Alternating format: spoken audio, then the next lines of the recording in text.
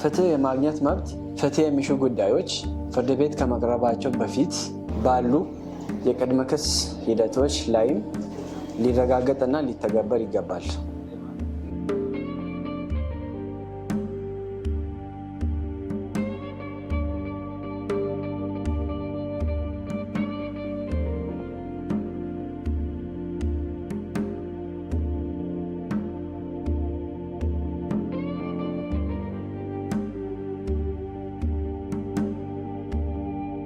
Ai mancino farcio frate qoso nosi tini qoso manchi beetti hiitte ikkito giddo heerennano looso anossannoti mannimmate qoossooti.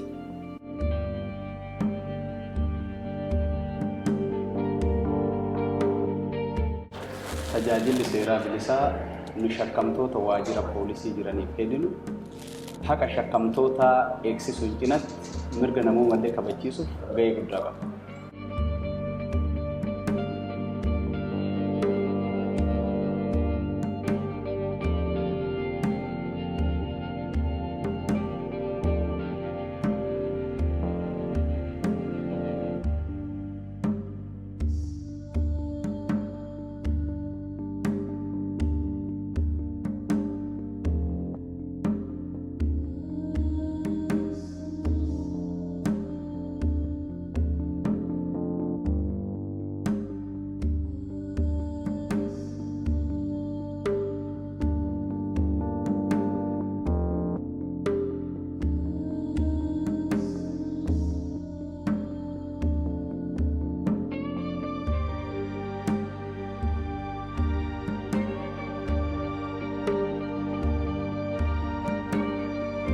የቅድመ ክስ ነፃ የህግ ድጋፍ አገልግሎት በእስር ላይ የሚገኙ ሰዎች ስለ መብቶቻቸው እንዲያውቁና ተገቢውን የህግ ድጋፍ እንዲያገኙ በማድረግ የተፋጠነ ፍትህን ለማረጋገጥ ወሳኝነት አለው።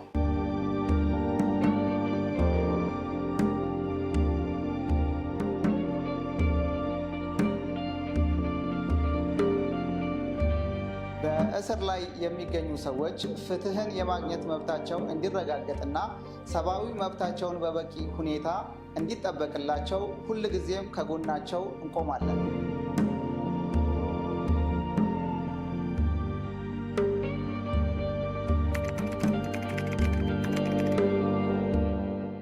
በኢትዮጵያ በሚገኙ ፖሊስ ጣቢያዎች በርካታ በእስር ላይ የሚገኙ ግለሰቦች ጉዳያቸው ፍርድ ቤት እስኪቀርብ ይጠባበቃሉ። ይሁን እንጂ ጉዳያቸውን ለመከታተል ጠበቃ አቁሞ መከራከር የማይችሉ የእስረኞች ቁጥርም ቀላል የሚባል አይደለም። ከዚህ አለፍ ሲል በቅድመ ክስ ሂደት ስለ መብቶቻቸው ያላቸው ግንዛቤ አናሳ መሆኑ እንዲሁም በሀገራችን ኢትዮጵያ የነፃ የሕግ ድጋፍ አገልግሎቶች በአብዛኛው በፍርድ ሂደት ላይ ወይም ውሳኔ ባገኙ ጉዳዮች ዙሪያ የሚሰጡ በመሆናቸው በቅድመ ክስ ሂደት ላይ የሚገኙ ታሳሪዎች የሕግ ግንዛቤና ድጋፍ የማግኘት ዕድሎቻቸው እምብዛም። ከዚህም የተነሳ በቅድመ ክስ ያሉ በተለይም ጠበቃ መቆም ለማይችሉ እስረኞች የነፃ የሕግ ድጋፍ የማግኘት መብት የራቀ የማይታወቅና የማይደረስ ሆኖ ሲሰማቸው ቆይቷል። ፍትህ የማግኘት መብት በወንጀል የተጠረጠሩ ግለሰቦች በፖሊስ ለጥያቄ ከተጠሩበትና ከመታሰራቸው ጊዜ ጀምሮ የሚጀምር መብት በመሆኑ የቅድመ ክስ ነፃ የሕግ ድጋፍ አገልግሎት አስፈላጊነት ጉልህና የማያጠራጥር ነው።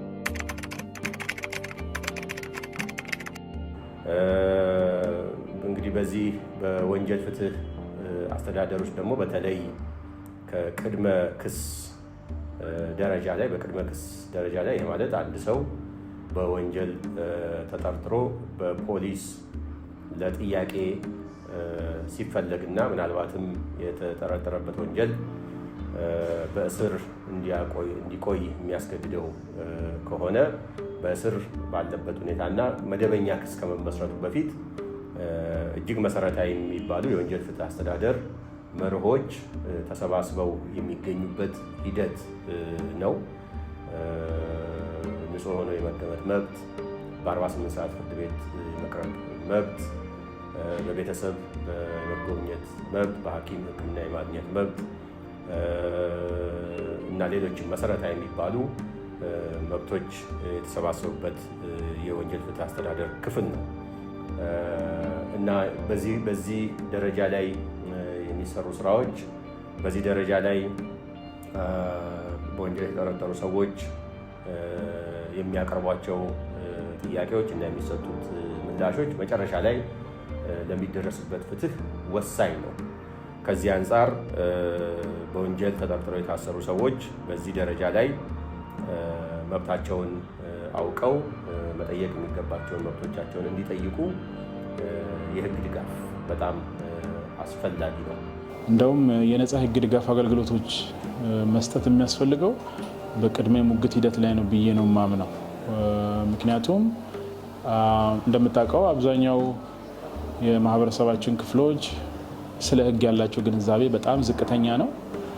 ስለዚህ ወዲያው በፖሊስ ቁጥጥር ስር በሚገቡበት ጊዜ በዛ ሰዓት ላይ ነው የህግ ድጋፍ የሚያስፈልጋቸው። ፕሮሰሱ የሚጀምረው የዛ ሰዓት ላይ ነው ብዬ ነው የማምነው።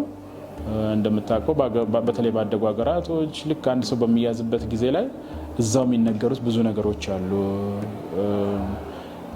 የሚሰጠው ቃል እንደሚያዝበት፣ ከዛም ባለፈ ጠበቃ ማቆም መብት እንዳለው ኤቭሪቲንግ የዛን ሰዓት ላይ ነው ወዲያው ነው የሚነገረው። እሱም ወዲያው ደግሞ ጠበቃዬን ጥሩልኝ ብሎ የህግ ጉዳይ እስከሆነ ድረስ ከዛን ጊዜ ጀምሮ የምርመራ ሂደቱም ወዲያው ነው የሚጀመረው፣ ቃል የመስጠት ሂደቱም ወዲያው ነው የሚጀመረው እና የነፃ ህግ ድጋፍ እንደውም የሚያስፈልገው አንድ ሰው በፖሊስ ቁጥጥር ስር በገባበት ጊዜ ነው። ምንም አይነት የህግ እውቀት የለውም። በኋላ ላይ ነገሮች ከተበላሹ በኋላ ሳይሆን ገና ከመጀመሪያው ጀምሮ ፖሊስ ሲጀመር በህጉ አግባብ ነው ሰዎችን የሚያስረው። ሂደቱ የሚጀምረው ከመያዙም በፊት ስለሆነ የህግ ሂደቱ ማለት ነው። ከዛ በኋላ ደግሞ በሱ ወገን ሆኖ የሚከራከርለት፣ መብቱን የሚያስጠብቅለት፣ ሂደቱን የሚያረጋግጥለት ባለሙያ ያስፈልጋል። ስለዚህ የህግ ድጋፍ አገልግሎት የነፃ ህግ ድጋፍ ሊሆን ይችላል። ማንኛውም የህግ ድጋፍ አገልግሎት መጀመር ያለበትም አንድ ሰው በፖሊስ ቁጥጥር ስር ኢቭን ከዋለበት በፊት ነው ብዬ ነው የማስበው። ፕሮሰሱ መጀመር በቅድመ ክስ ሂደት ላይ ነፃ ህግ ድጋፍ የማግኘት መብት አስፈላጊነቱ ግልጽ ነው። ይህም አንደኛው ፍትህ የማግኘት መብት የሁሉም ሰው መብት ነው። በዚህም መጠቃለል ይችላል። ነገር ግን እንዲሁ ኢትዮጵያ ያጸደቀቻቸው የተለያዩ የዓለም አቀፍ ኢንተርናሽናል ስምምነቶች አሉ። ከዛም ባለፈ ደግሞ አገር ውስጥም ህጎች በቅድመ ክስ ሂደት ውስጥ ያሉ ሰዎች ነፃ ህግ ድጋፍ እንዲያገኙ ይላል ህጉ ተደንግጎ ይገኛል። ስለዚህ ይህንን ከማስፈጸም ሂደት አንጻር ህጉን ተግባራዊ ከማድረግ ሂደት አንጻር ጉልህ ሚና ይኖረዋል። እንዲሁም በፍርድ ቤቶች ላይ የሚኖር ጫና አለ። የነፃ ህግ ድጋፍ አገልግሎት በራሱ ብዙም እስካሁን ድረስ ተስፋፍቶ የሚገኝ ስላልሆነ ቢኖርም ማለት ነው በስፋት መገኘቱ ተግባራዊ ሆኖ መገኘቱ የነጠረ ሂደት ስለሚኖረው በፍርድ ቤቶች ላይ የሚኖረውን ጫና የመቀነስ ጥቅሙ ጉልህ ነው የሚሆነው። የነፃ ህግ ድጋፍ በሀገራችን የሚታወቀው አንድ ሰው በመደበኛ ክስ ከቀረበበት በኋላ ነው።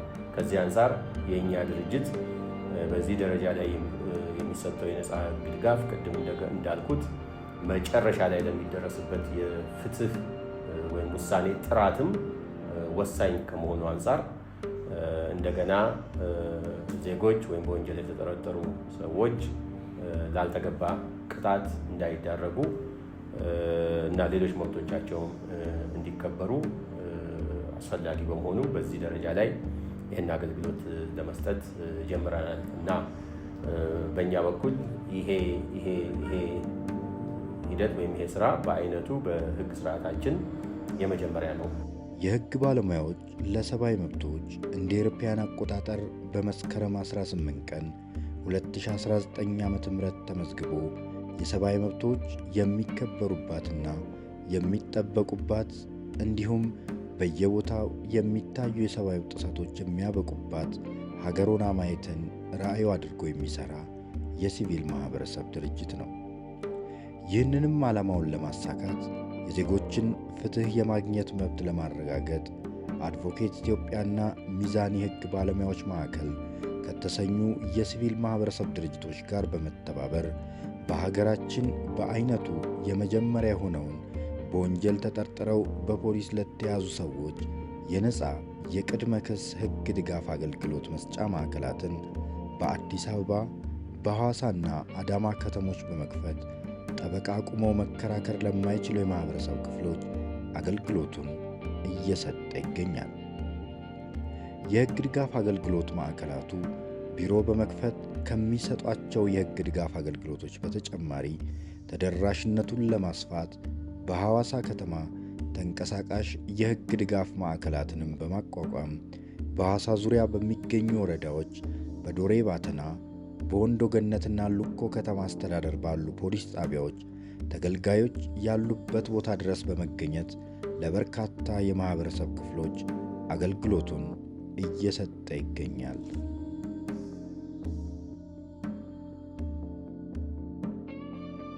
ከከተማ 50 ኪሎ ሜትር ራዲየስ ውጪ ሐዋሳ ዙሪያ ወረዳ ላይ እንሰራለን። ፍትህን ተደራሽ ማድረግን የኛ ኮር ቫሊያችን ሆኖ ያንን ደግሞ በሰፊው እየሰራን እንገኛለን። የተለያዩ አይነት ሰዎች ለጥቃት ተጋላጭ የሆኑ ቨልነራብል ግሩፕ የሚባሉት ማለት ነው። አካል ጉዳተኞች፣ ሴቶች፣ ህፃናት ሊኖሩ ይችላሉ እና የተለያዩ አይነት ሰዎች ያጋጥሙናል ስራችንን በምናከናውን ሰዓት።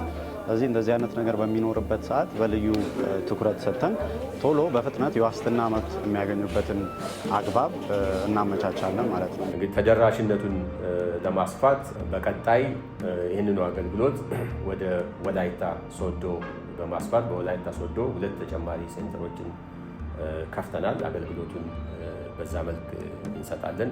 ይህ በአይነቱ የመጀመሪያ የሆነውና የዜጎችን ሰብአዊ መብቶች ለማስከበር ዓላማ አድርጎ የሚሰጠው የነፃ የሕግ ድጋፍ አገልግሎት የመጀመሪያ እንደመሆኑ መጠን አገልግሎቱን በታሰበው መጠን ለመስጠት የተለያዩ መሰናክሎች ቢያጋጥሙትም አገልግሎቱ ከተጀመረ አንስቶ እስካሁን ድረስ ከ6000 በላይ ለሚሆኑ ተገልጋዮች አገልግሎቱን መስጠት ተችሏል።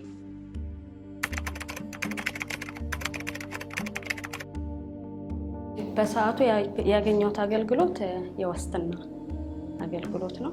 ወንድሜ ነበር የታሰረው በሰዓቱ እና የዋስትና መብቱ አልተሰጠውም ነበረ። አድቮኬት ኢትዮጵያ መጥቼ የዋስትና መብቱን እንትን ብለውኛል፣ አሰጥተውኛል። ያደረገልኝ ድጋፍ ምንድን ነው? አንደኛ ነገር የጽሁፍ ድጋፍ ነበረ።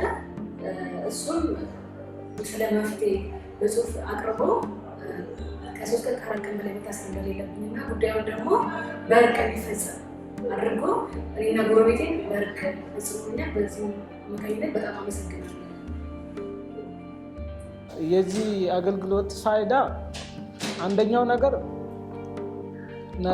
ነፃነት መፍትሄን እንዳገኙ አደረጉልኝ። ሁለተኛው ነገር ደግሞ መፍትሄ እያለኝ ስለማላውቀው መፍትሄ እያለኝ ስለማላውቀው እንዳውቅ አረጉኝ። እሷ ናት መታ በሕግ ከለላ ውስጥ ያለነውን መታ ጥያቄ ጠየቀችን። ከዛ ለጥያቄው ተገቢ መልስ ከሰጠናት በኋላ ይበልጥ ደግሞ ያው ሴት እንደመሆኔ መጠን በጣም ብዙ ነገር ትሪት አድርጋኛለች። በጣም ማለት ነው 2-3 መታ ያው እና ያን ብቻ ሳይሆን ያው ቶሎም የመውጣት እንትኑ እንዲኖረኝም ቶሎ ነው በዋስም በምን ተባሩጣ የወጣሁት ማለት ነው። ከመርማሪው ጋር በመነጋገር ከቤተሰብ ጋር በመነጋገር ያው እዚሁ እንትን አስተዋጽኦ እና ወጣ አድርጎኛል። ያ በዋናነት የሕግ ድጋፍ ነው የምንሰጣቸው። አዌርነስ ከመስጠት ጀምሮ ፍርድ ቤት ጉዳያቸውን ይዘን ሄደን እስከ መከታተል የዋስትና ፎርም ሞልተን ሰጥተን ጉዳያቸውን ፍርድ ቤት ሄደን እስከ ማስጨረስ ድረስ የሕግ ምክር አቅጣጫዎችን እያንዳንዱን ኬዝ እየተከታተልን ለተጠርጣሪው የህግ አገልግሎት የህግ ምክርን እንሰጣለን ማለት ነው። ከዛም በተጨማሪ አቤቱታም ለሚፈልጉ ሰዎች አቤቱታም እናዘጋጅላቸዋለን ማለት ነው። ሌላው ደግሞ እንደዚህ ተደፍረው ጥቃት ደርሶባቸው የሚመጡ ሰዎችን ልጆችን ደግሞ እነዛን ልጆች በእኛ ድርጅት አማካኝነት የተለያዩ ድርጅቶች ገብተው እርዳታ እንዲያገኙ ከሕክምና አንስቶ ጉዳያቸው በፖሊሶች እንዲያዝ ተጽዕኖ በማድረግ እዚህ ግቢ ውስጥ በሚመለከታቸው አካላት ጉዳያቸው እንዲያዝ ከማድረግም አኳያ ይሄንን ስራ እንሰራለን ማለት ነው። የነጻ የህግ ድጋፍ አገልግሎቱ በሚሰጥባቸው ማዕከላት ባሉ ባለሙያዎችና ፖሊሶች ትብብር በወንጀል ተጠርጥረው የተያዙ ሰዎች ሰብአዊ መብቶቻቸው እንዲከበር እንዲሁም የወንጀል ስነ ስርዓት ህጉን መሰረት ያደረገ አገልግሎት እንዲያገኙ በመደረጉ ቀድመው በእስረኞች ተጨናንቀው የነበሩ ፖሊስ ጣቢያዎች ላይም የታሳሪዎች ቁጥር ሊቀንስ ችሏል። በተለይም ከሲዳማ ክልል ፍትህ ቢሮ ጋር የመግባቢያ ስምምነት በመፈራረም የአገልግሎቱ ተደራሽነትና ቀጣይነት እንዲሁም ትብብርን ማጠናከር ተችሏል። ጠዋትም ከሰዓትን በአንድ ላይ ነው የምንጎበኘው። ሲጎበኙ ደግሞ ከኛ ብቻ ሳይሆን ከአቃቤ ህግ ጠዋት አቃቤ ህግ ይመጣል፣ ከሰዓትና ጠዋት ነው የሚመጡት። ሲመጡ ደግሞ እነሱም በቦታ ተገኝቶ አብረን ነው የምንጎበኘው እስረኛ የምንጠይቅበት ሰዓት ላይ። ሌላው ደግሞ ቀለል ያለ ከዝ ከሆነ ግንዛቤ ከእነሱ ጋር ተባብረን እንዲወጡ እናደርጋለን። እስረኛ እንዲቀነስ እናደርጋለን። ሌላ ደግሞ እንደውም እኛ በሌለንበት የሚጠይቁበት ሰዓት አለ። እኛ በሌለንበት ጠዋት እኛ ሰዓታችን ገብተን ወይ ባለጉዳይ ሊበዛብን ይችላል። በዛ አጋጣሚ እኛን ሳይጠይቁ የታሰሩበት ምክንያቱን ጠይቆ እንደገና በምን ከዝ እንደታሰረ እኛን ይጠይቁናል። እንደውም የቆዩም ከሆነ እነሱን ምክንያት ያርገን ነው ሄደን የምንፈታበት ምክንያቶች አሉ እና በዛ ምክንያት ህብረተሰቡ እና ተጠርጣሪዎች እንዳም ብዙ ግንዛቤ ነው ያገኙት። አንዳንድ ጊዜ ወንጀልንም ፍትሐብሔርንም ለይቶ ሳያውቁ መጥተው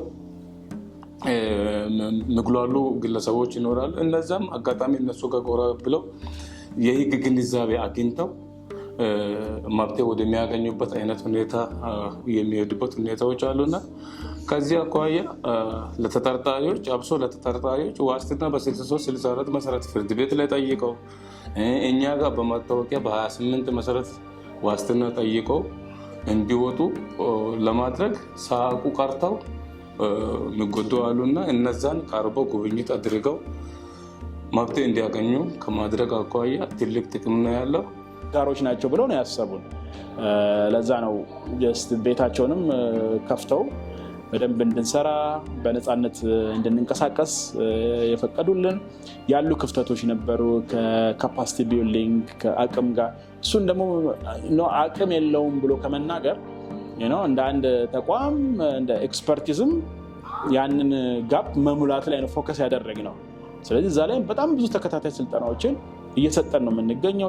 የተለያዩ አጋር ተቋማቶች መንግስታዊም የግልም አጋር ተቋማቶች እንዲሁም ሲቪል ሶሳይቲ ማህበረሰቡ እንደ አዲስነቱ እንዲሁም የፍትህ ስርዓቱ በተለይ በወንጀል ሂደቱ ላይ ትልቅ ተጽዕኖ ለመፍጠር አስፈላጊ ነው ብለን እናምናለን። ስለዚህ በመደጋገፍ ማህበረሰቡን ማንቃት እንዲሁም መንግስትን ማገዝ እንዲሁም ሌሎች ተቋማት ጋር በስፋት ተስፋፍቶ የማየት ግብ አለን። የህግ ድጋፍ አገልግሎቱ ሴት እስረኞች በተለይም እንክብካቤ የሚፈልጉ ህጻናት ያላቸው በሚታሰሩባቸው አጋጣሚዎች ከህግ ድጋፍ ባሻገር ልዩ ልዩ ድጋፎች ስለሚያስፈልጋቸው ከሴቶችና ማህበራዊ ቢሮ ጋር የትስስር ግንኙነት በመፍጠር የዜጎችን ሰብአዊ መብቶች ማስከበር ተችሏል።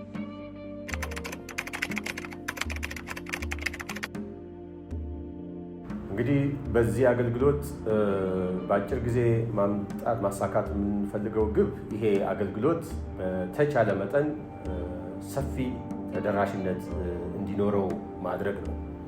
በወንጀል ጉዳይ ተጠርጥረው በፖሊስ የተጠሩ ወይም የታሰሩ ሰዎች በተቻለ መጠን በብዛት ወይም በሁሉም አካባቢ ይህ አገልግሎት ያስፈልጋቸዋል። ይሄ እንግዲህ ከግለሰቦቹ መብት አንጻር ነው። ይሄን ስናደርግ ግን በረጅም ጊዜ የምናሳካው ግብ አለ። ይሄ ማለት የፍትህ ጉዳይ፣ ፍትህ በወንጀል በተጠረጠሩ ጉዳዮችም እውነተኛ እና ትክክለኛ ፍትህ እንዲሰጥ የሁሉም ፍላጎት ነው። የእኛም ፍላጎት ነው፣ የሁሉም ዜጎች ፍላጎት ነው፣ የመንግስትም ፍላጎት ነው፣ የህግ አስከባሪ አካላትም ፍላጎት ነው። ስለዚህ ይህንን አገልግሎት በሰፊው ተደራሽ በማድረግ የተደራሽነት ጉዳይ ብቻ ሳይሆን በነገራችን እዚህ ላይ ከጥራትም አንጻር ጥራት ያለው አገልግሎትም እንዲያገኙ በማድረግ መጨረሻ ላይ የሚደረስበት ፍትህም ጥራት ያለው እንዲሆን ህብረተሰቡ በአጠቃላይ በፍትህ ስርዓቱ ላይ መተማመን እንዲኖረው በሚደረገው አጠቃላይ ጥራት ላይ የራሳችንን አስተዋጽኦ ማድረግ ይሆናል ማለት ነው። የቅድመ ክስ ነፃ የህግ ድጋፍ አገልግሎት ከተጀመረበት ጊዜ ጀምሮ በሺዎች የሚቆጠሩ እስረኞችን ተጠቃሚ ከማድረጉም ባለፈ ፍትህን ለማረጋገጥ አይነተኛ ሚና ተጫውቷል። የእያንዳንዱ የተገልጋዮች ጉዳይ ከህግ ድጋፍ በላይ ሲሆን፣ ይህም ተጠርጣሪዎች ስለ መብቶቻቸው በቂ ግንዛቤ ያገኙበትና በተገልጋዮችና የነፃ ህግ ድጋፉን በሚሰጡ ባለሙያዎች ወይም ተቋማት መካከል የመተማመን መንፈስ እንደገና መገንባቱን የሚያሳይ ታሪክ ነው። የነፃ ህግ ድጋፍ አገልግሎቱ በሲቪል ማህበረሰብ ድርጅቶችና በፍትህ ተቋማት መካከል ያለውን ትብብር በማጠናከር የሰብአዊ መብት መከበር ባህልን በቅድመ ክስ ሂደቶች ውስጥ እንዲጎለብት እያደረገ ይገኛል። እነዚህ ከስኬቶች በላይ ናቸው፣ የተስፋ የለውጥ ታሪኮች። ሆኖም ዛሬ ላይ በርካታ በቅድመ ክስ ሂደት ላይ የሚገኙ እስረኞች ነፃ የህግ ድጋፍ አገልግሎትን ለማግኘት ይሻሉ። ታዲያ ይህን በርካታ የነፃ የህግ ድጋፍ አገልግሎት የማግኘት ፍላጎትን እንዴት ምላሽ ልንሰጠው እንችላለን? ፍትህ የማግኘት መብትን ለሁሉም እንዴት ልናረጋግጥስ እንችላለን? እያንዳንዱ ስኬት አዳዲስ ጥያቄዎችን ያስነሳል። ፍትህ የማግኘት መብት የተስፋ ቃል ብቻ ሳይሆን ፍትህን ለሚሹ ሰዎች እንዴት ተደራሽና እውን ማድረግ እንችላለን? ለነዚህ ጥያቄዎች መልሱ አንድ ነው። በጠንካራ ትብብር ውስጥ የሚገኝ ውጤት፣ የአንድ ተቋም ብቻ ኃላፊነት ሳይሆን የጋራ ኃላፊነትን መሰረት ያደረገ የጋራ ተግባር። የሲቪል ማህበረሰብ ድርጅቶች፣ የፍትህ ተቋማት እንዲሁም ሁሉም የህብረተሰብ ክፍል ለፍትህ፣ ፍትሃዊነት እንዲሁም ሰብአዊ መብቶች ለሁሉም እንዲከበሩ በአንድነት መቆም ይኖርባቸዋል።